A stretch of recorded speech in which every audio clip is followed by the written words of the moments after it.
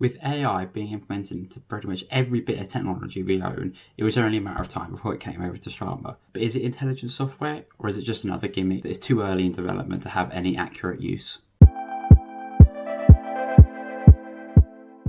Over the last couple of weeks, I've started to see AI implemented a lot more into Strava, whether that's racing predictions, training summaries, or what they call AI-powered insights. Personally, I've been a Strava subscriber since 2020, somewhat due to being able to get it half price as a student, but also the fact that it's a simple, no-nonsense tracking app to kind of measure your progress in your running.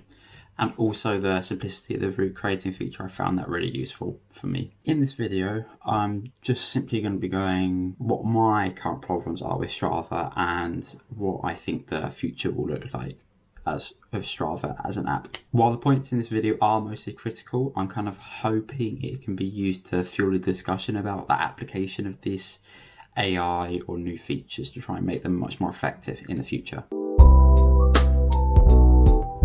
So, first topic to talk about, newly implemented, it is the race predictions on Strava. Where do I even start with this one? It's really newly added and it estimates how quickly it thinks you could run a race. So it covers 5k, 10k, half marathon and marathon distance. It uses AI to generate these times, and on the surface, what's not to like? It gives you a nice little prediction, maybe a confidence booster, and it can kind of, you can see your progression throughout as your time maybe comes down. However, that's not really the full picture, or at least what I'm seeing. Obviously, the measurements that AI, I'm going to keep doing this, the AI is taking is not calibrated very well. The easiest example I can give is 2 weeks ago I ran the Southend Half and I ran it in a time of 1:25.18.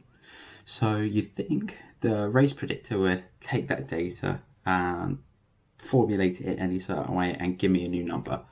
However, when I looked at my race predictions on Strava, it was predicting about a 1:26.30.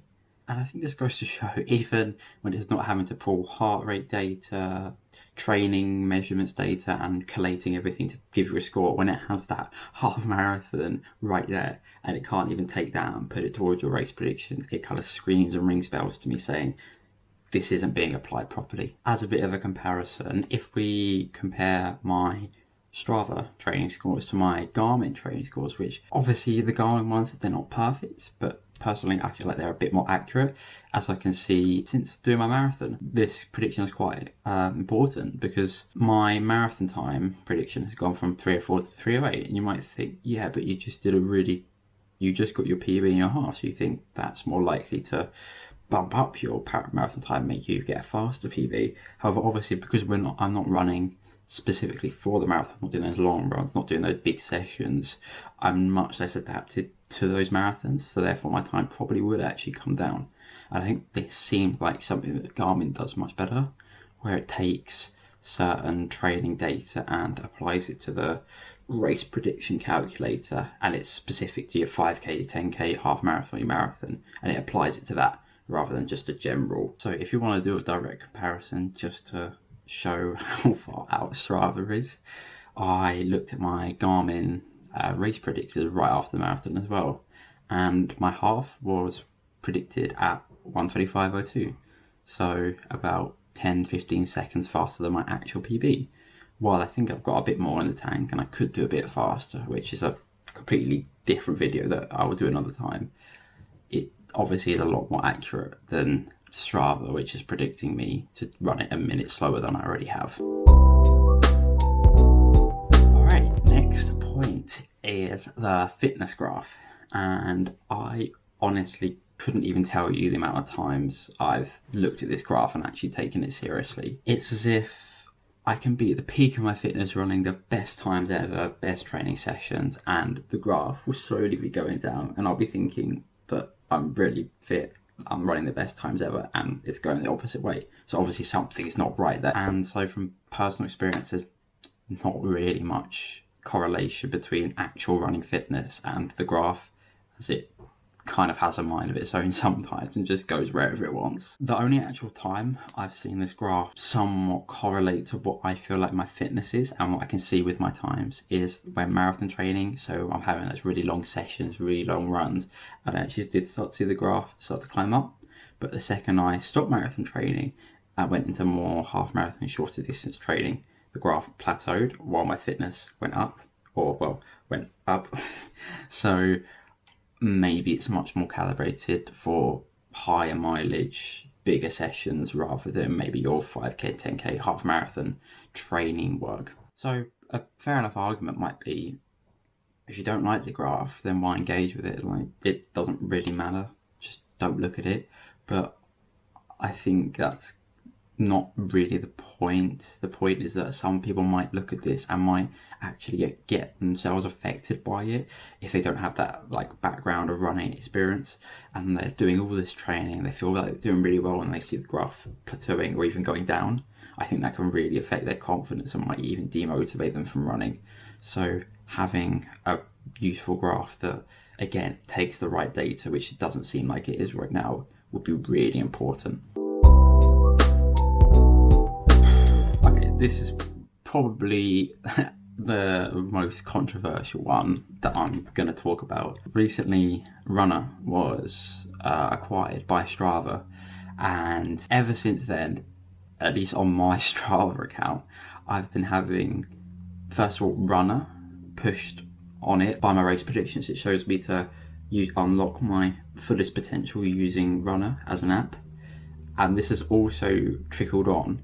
Even as a subscriber for 3 years, I'm getting emails, I'm getting banners as well at the top of my Strava every time I open it about the amazing training features that Strava has. And I'm already subscribed. Why do they have the need to push and push and push these features off, which quite a lot of them I think are useless, but a lot of these features on me when I'm already subscribed?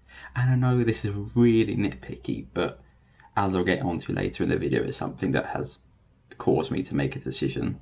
I know it's sounding super serious, it's Strava, it's just an app, but it's still something to talk about. And this kind of links back to my main point, where it feels like this is going from a running app to a kind of consumer app, where they're constantly pushing marketing, having these marketing campaigns, where I personally don't think they're needed as much. I think especially as I've been subscribed for 3 years, constantly seeing these banners telling me about the amazing subscription features kind of got on my nerves. I think the constant marketing often took me out of the feeling that I'm just using a running app, and it's becoming something else, as more of a platform to retain subscribers rather than gain them and actually provide useful features. And last, less serious one, just a bit of a joke around, but new feature, you can change your app icon. Yep, that is a feature that they are promoting. If it was free, I think that's fine. Just a lot something to play around with, but I don't think it's something they should really be spending time on. Unless they make it actually personalised and you could personally change it on the app, then I think it's just a waste. But just a little thing to have a little rant about. So, rant out the way, that's all out there. What do I think they can do to maybe improve it? Really, I'm not going to go into too much detail. I just want to hit some really little points. First point is simply that you should be able to put your recent race efforts into the race predictor just to be able to calibrate it properly. This will allow them, or the AI, to have to do less work, because you can just put them in there, you can just put your races in and it can generate a number off of that with taking all the different racing or running training metrics that it's already taking in. And with the running fitness graph, I don't know how that works. I'm not a tech engineer or linked into Strava, but obviously the data that it's taking and putting into that graph is not very accurate for quite a lot of runners doing maybe shorter training. So being able to adapt it or take different measurement points would be really useful, because it had a bit more of an accurate representation of someone's running fitness rather than just smashing a load of long mileage and then seeing that graph go up. talked about now, what do I think the future is going to look like for Strava? Well, the fact that they've acquired Runner makes me think they're going to start to do tiered subscriptions to get features. This is a really controversial topic because that makes you feel like what you used to pay for gets you even less. But obviously, I could see them including a Runner subscription in a separate Strava subscription that will cost a bit more, and that will kind of make you feel like you're saving money, but it's just a way of making you pay more. And obviously that'll mean that Runner is included in the higher, more expensive tiers. Some people may like it. I don't use those kind of apps. It's not for me, but again, it might work for some people because it's a bit more of a cost efficient way to get a coach, basically. And obviously the main topic of this video, I think the AI, I think it will get better. I think right now how they're applying it makes it pretty much obsolete because it's so inaccurate. So what's the point in even looking at it? But as it learns, as maybe they refine the data that it uses, then it'll become a bit more accurate and a bit more useful. But right now, I don't think there's any point paying attention to it.